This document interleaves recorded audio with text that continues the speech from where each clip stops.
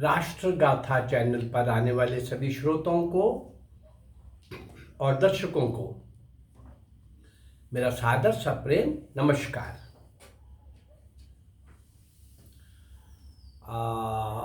इस चैनल के माध्यम से पिछले 190 वर्षों का इतिहास, स्वतंत्रता संग्राम का, संघर्ष का इतिहास, बलिदान का इतिहास, कुर्बानी का इतिहास,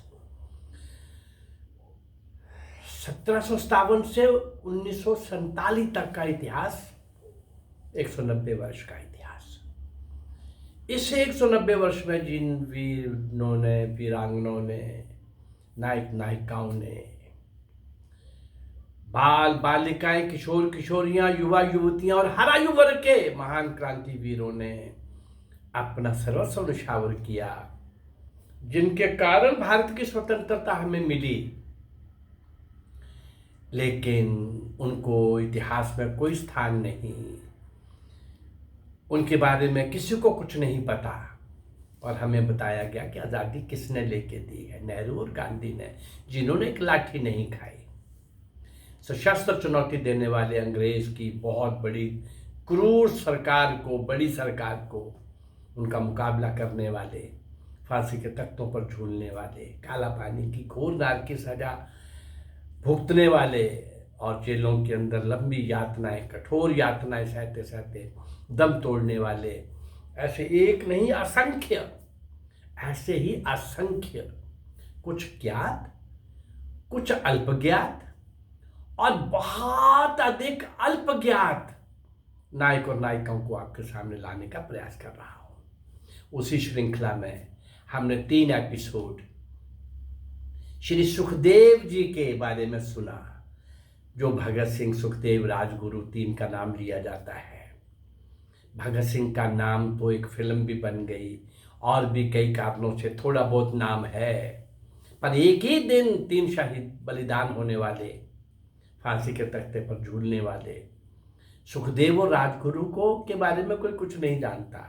और मैं आज चौथे एपिसोड में इनको समेट पा रहा हूं, जबकि इनके बारे में और अभी बहुत कुछ दिया जा सकता है।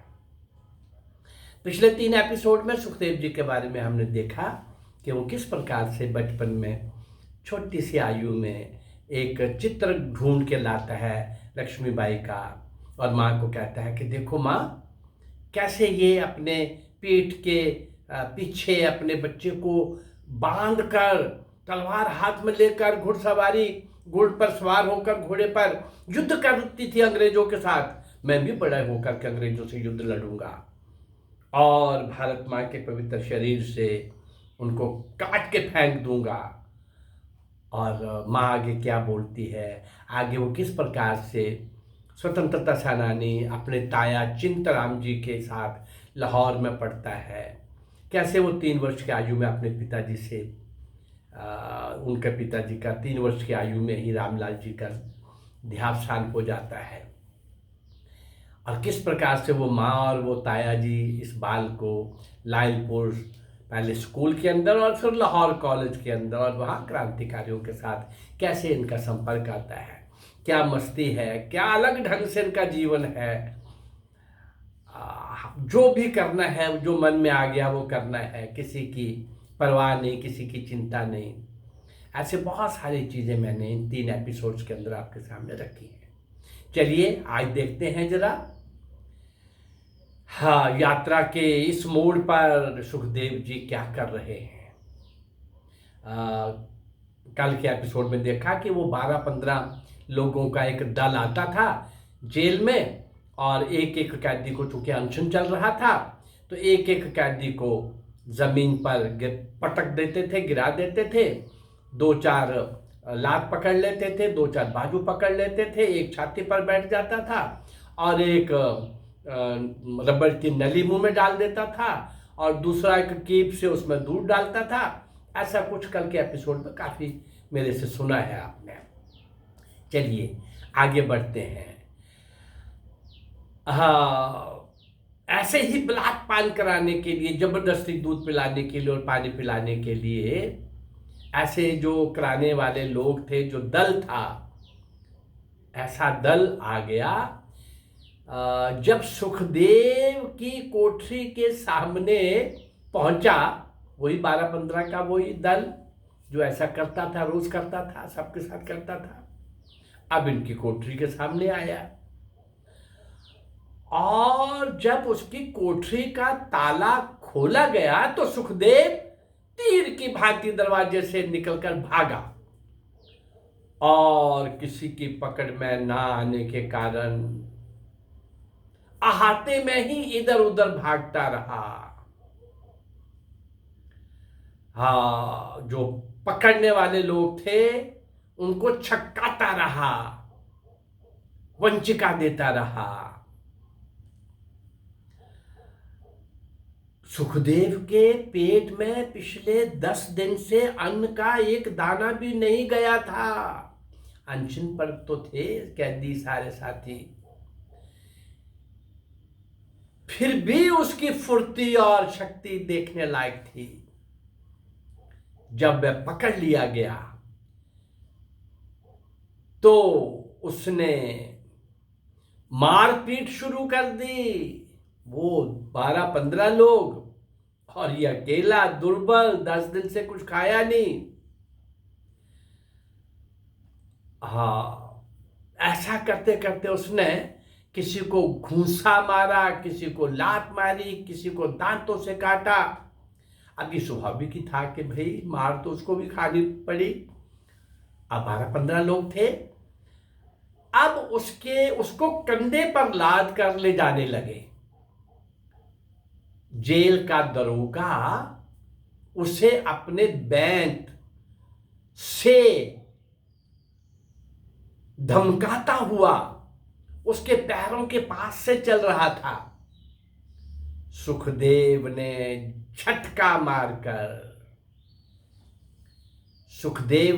झटका देकर अपनी एक टांग मुक्त कर ली और कंधों पर लेटे लेटे ही कसकर एक लात दरोगा की छाती में दे मारी।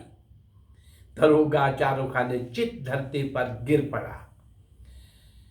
सुखदेव की रहस्यमयी नजर दरोगा को देख के मान लो मौन रूप में कह रही हो, क्यों बच्चों, और दिखाओ बैंत मुझे, दिखाओ बैंत मुझे।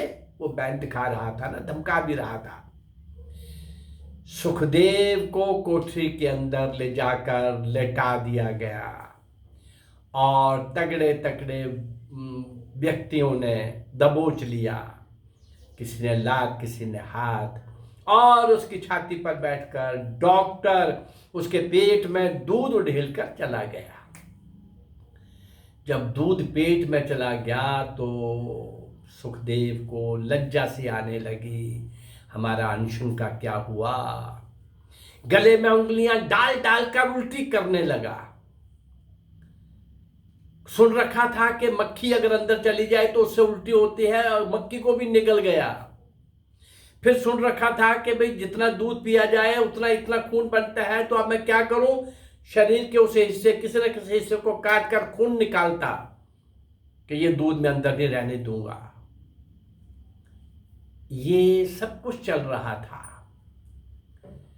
और अब पेट में तो उल्टी लेने का कोई तरीका नहीं बचा,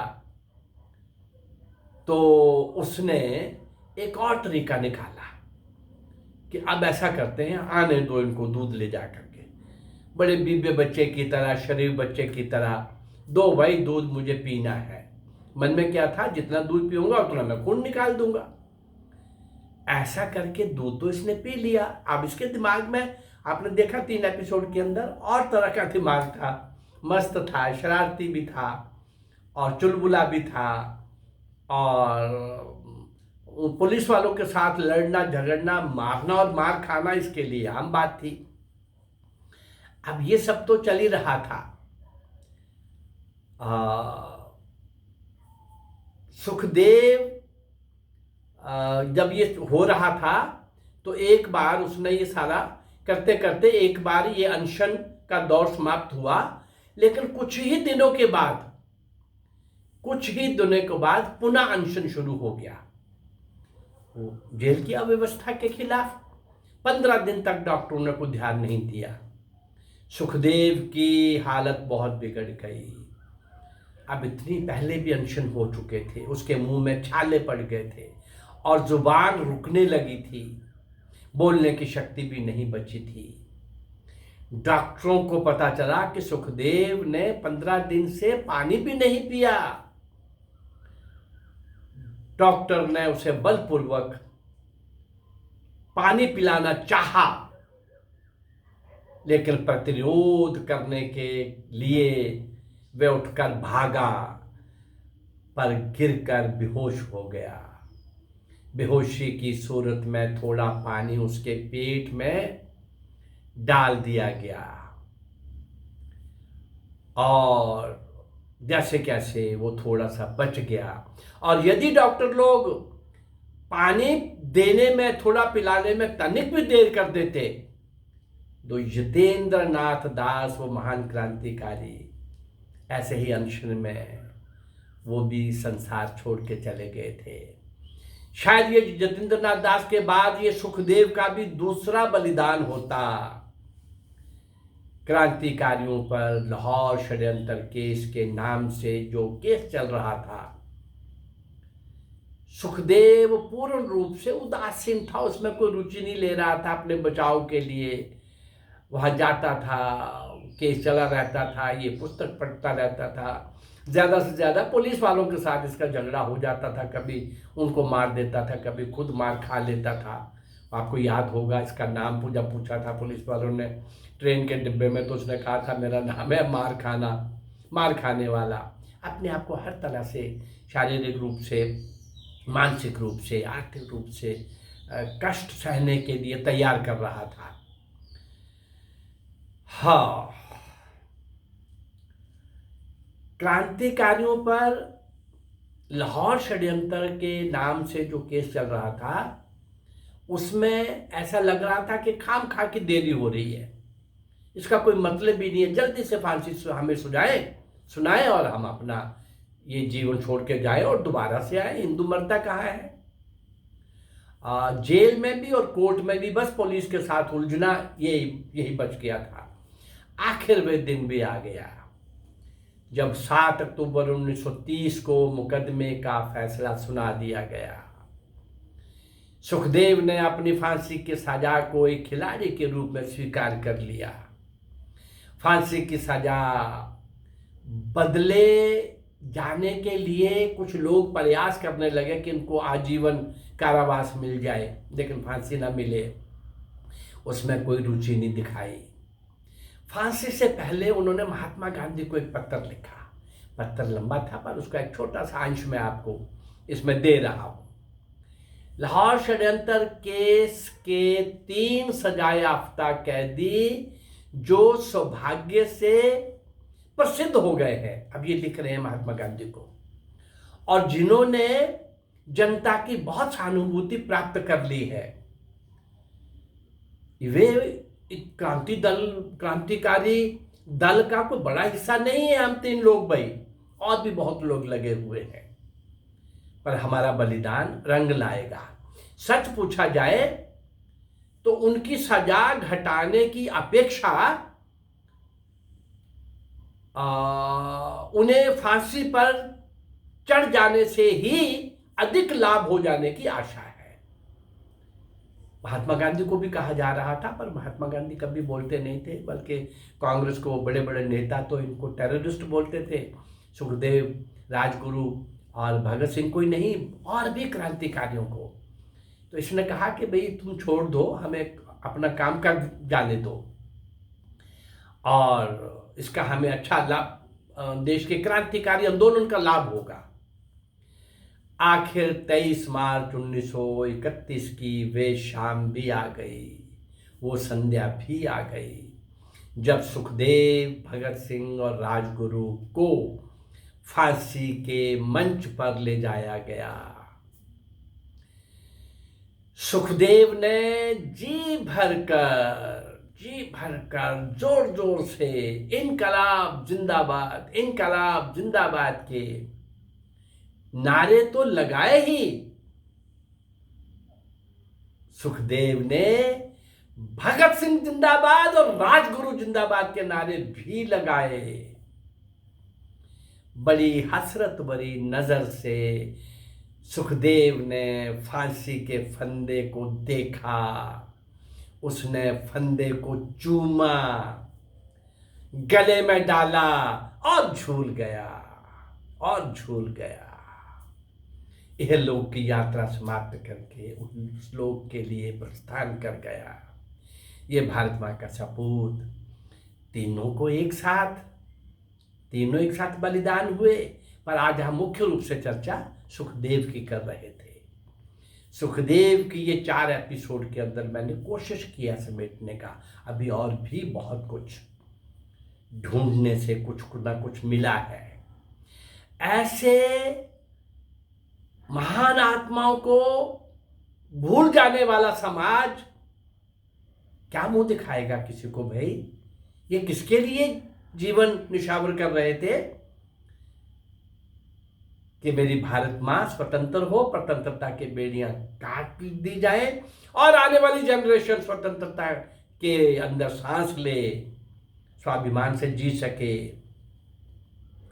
लेकिन हम भूल गए। शासन जिन लोगों के हाथ में आया वो सारे कांग्रेस और उनके साथ मिले हुए वो कम्युनिस्ट लीडर, उन्होंने इतिहास को भी विकृत किया और ठीक बात सामने नहीं आने दी।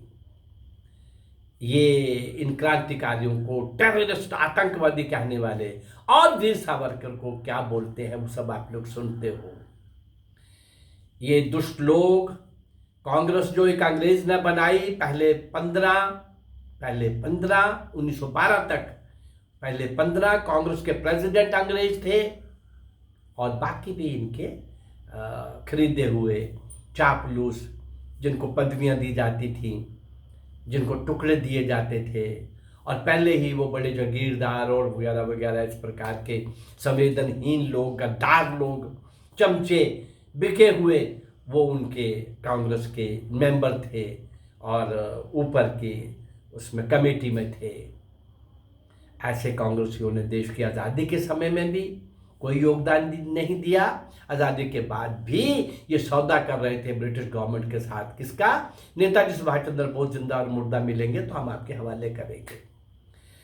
ऐसे ये दुष्ट लोग, गद्दार लोग, संवेदनहीन लोग, जिनका देशभक्ति के साथ, भारत माता के साथ, भारत की स्वतंत्रता के साथ, भारतीय संस्कृति सभ्यता के साथ, देशभक्ति के साथ दूर का भी रिश्ता नहीं है, वो सावरकर को बताएंगे कि सावरकर क्या था।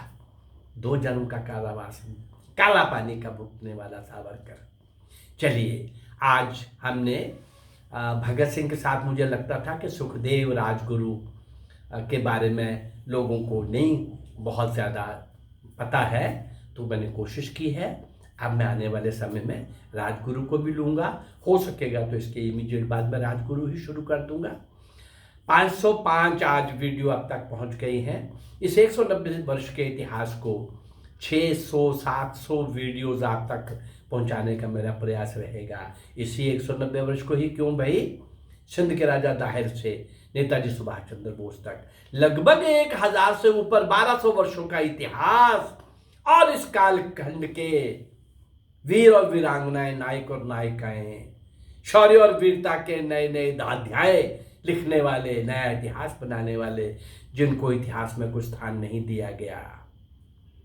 मेरा प्रयास है इस चैनल के माध्यम से उन सबको श्रद्धांजलि देने का। और ये प्रयास अगर आपको अच्छा लग रहा है तो आप इस चैनल को लाइक करिए, सब्सक्राइब करिए और शेयर करिए। नमस्कार, जय भारत, धन्यवाद।